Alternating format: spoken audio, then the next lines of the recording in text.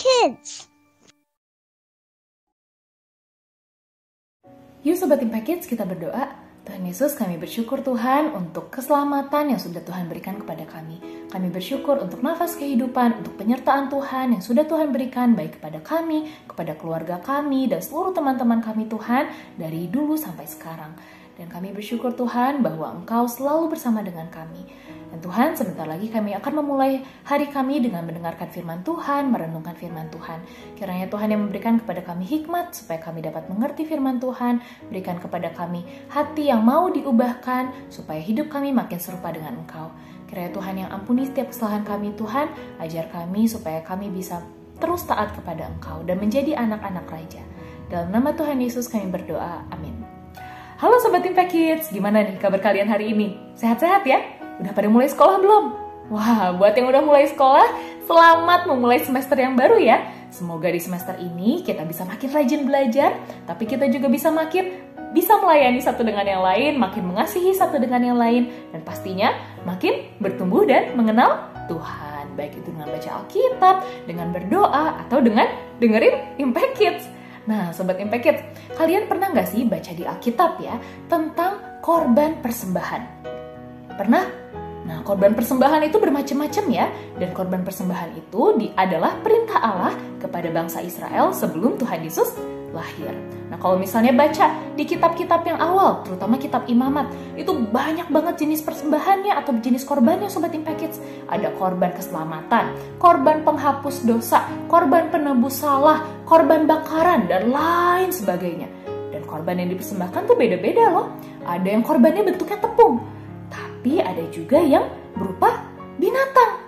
Nah, jadi korban-korban binatang kayak domba, lembu, merpati, dan lain sebagainya itu nanti disembelih, terusnya darahnya dicurahkan. Nah, kira-kira kenapa ya, Sobat Impact Kids, Allah menyuruh bangsa Israel untuk mempersembahkan korban-korban tersebut? Ada yang tahu? Nah, ternyata inti dari korban bakaran ini adalah untuk melambangkan keselamatan yang datangnya dari Tuhan nanti. Bahwa Allah akan menebus segala dosa dan kesalahan kita. Kalau misalnya zaman dulu berarti dosa dan kesalahan bangsa-bangsa Israel ya, yang disuruh mempersembahkan korban bakaran. Nah, kira-kira kalau tadi kan ada binatang domba, ada lembu, ada merpati, dan lain sebagainya. Apakah semua binatang, apakah semua domba, semua lembu, semua merpati boleh dipersembahkan untuk korban bakaran? Ternyata enggak ya Sobat Impact Kids, ada kriteria atau syarat-syarat khususnya. Misalnya harus berumur 1 tahun, ada yang harus jantan, ada yang bisa betina. Tapi yang paling penting dari semuanya, korban-korban itu haruslah tidak bercacat. Berarti nggak boleh ada luka dikit aja, nggak boleh. Ada kutus dikit aja, nggak boleh. Jadi korbannya itu harus benar-benar bersih, benar-benar tidak bercacat. Nah, kalau misalnya manusia itu kan terdiri dari tubuh ya, tubuh yang kalau dicubit sakit nih, terusnya ada jiwa juga, ada keputusan-keputusan, pikiran-pikiran, dan juga ada roh. Nah, masalahnya semua manusia di dunia ini, tubuh jiwa rohnya sudah berdosa Sobat Impact Kids, dan sudah kehilangan kemuliaan Allah. Nah, apakah domba-domba tadi cukup untuk menghapuskan seluruh dosa kita dan menyelamatkan 3 hal ini? Enggak ya Sobat Impact Kids, tidak cukup. Berarti yang bisa menyelamatkan kita haruslah yang bisa menyelamatkan tubuh, jiwa, dan roh kita. Berarti harus sesama manusia. Tapi sama kayak yang tadi, nggak boleh bercacat. Kira-kira ada manusia yang tidak berdosa yang bisa menebus dosa kita nggak ya Sobat Impact Kids? Ada yang punya jawaban? Ada ya, puji Tuhan ada Sobat Impact Kids.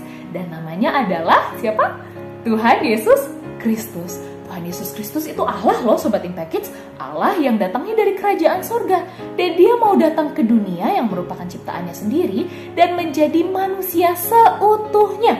Artinya dia bisa merasakan ngantuk, bisa capek, bisa lapar. Nah, terus apa yang dilakukan Tuhan Yesus di dunia Sobat Impact Kids?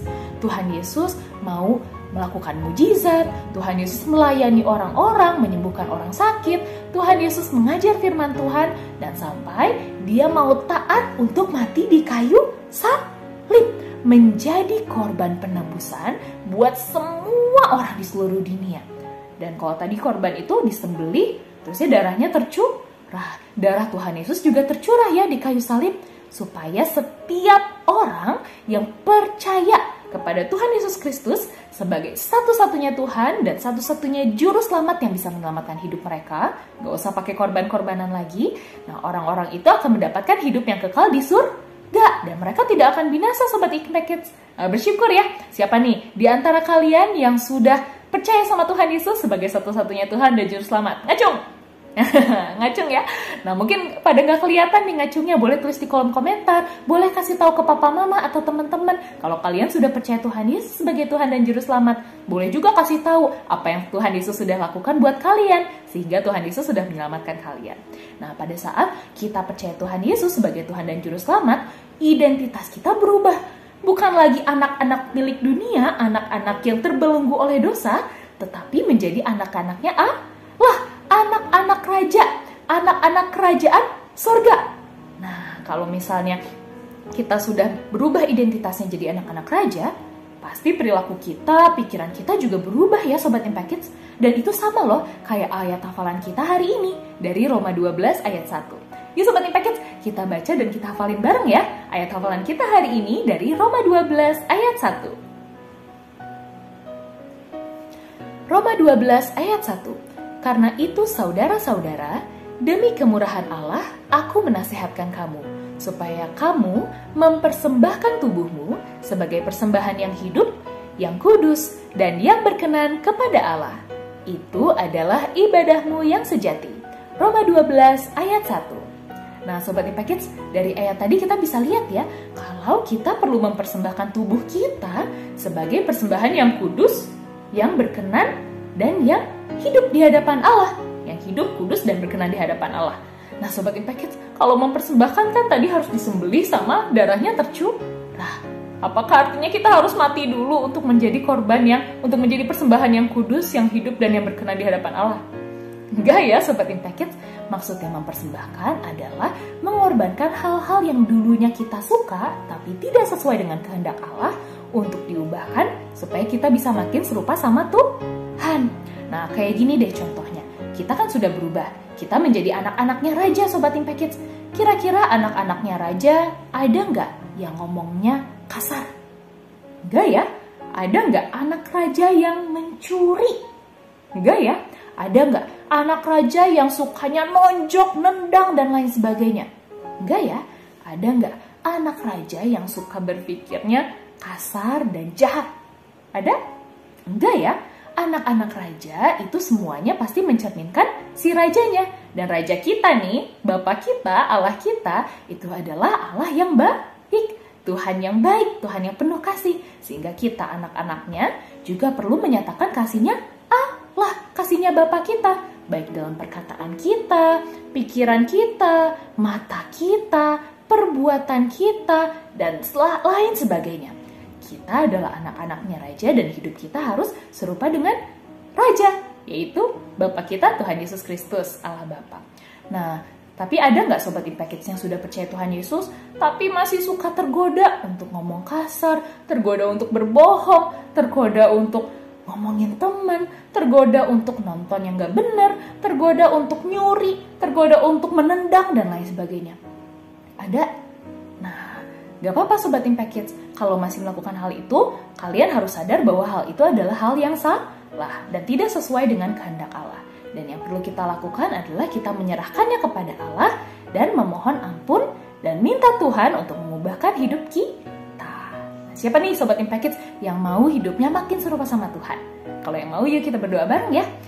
Tuhan Yesus, kami bersyukur Tuhan untuk pengorbananmu yang luar biasa kepada kami. Kami bersyukur Tuhan bahwa Engkau sangat mengasihi kami, Engkau sudah mau menjadi korban persembahan sekali untuk selama-lamanya, sehingga kami dapat diselamatkan dan kami dapat menjadi anak-anak-Mu. Tuhan, masih ada perilaku kami yang tidak berkenan di hadapan Tuhan, dan kami susah mengubahnya. Kami sadar Tuhan bahwa perilaku buruk ini tidak bisa diubahkan dengan kekuatan kami sendiri. Dan kami mohon agar Engkau mengubahkan seluruh hal-hal yang tidak berkenan dalam hidup kami. Baik itu dalam perkataan kami, pikiran kami, perbuatan kami.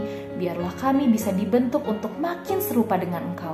Dan kami percaya bahwa Engkau adalah Allah yang Maha Kuasa, yang bisa menghapuskan dosa dan bisa mengubah hidup kami.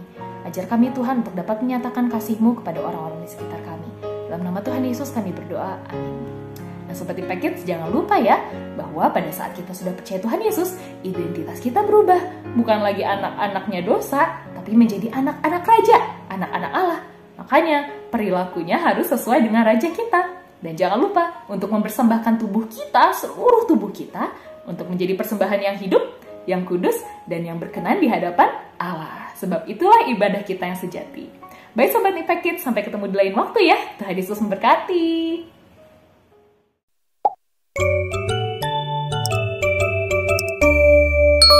Impact Kids.